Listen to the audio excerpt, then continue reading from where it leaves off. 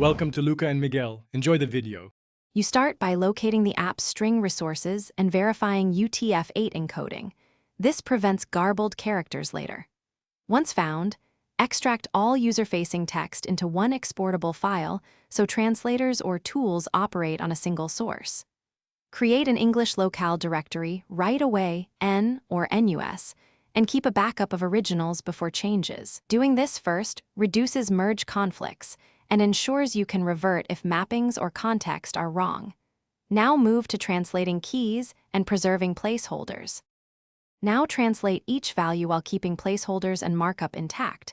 Losing %s or 0 breaks runtime formatting. Make sure you map translations back to the exact original keys so the app loads the right text. Run linters or static checks to catch missing keys, trailing spaces, or pluralization issues.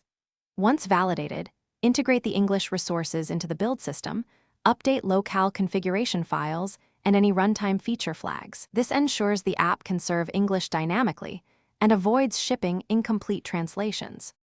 Finish by testing the app comprehensively in English.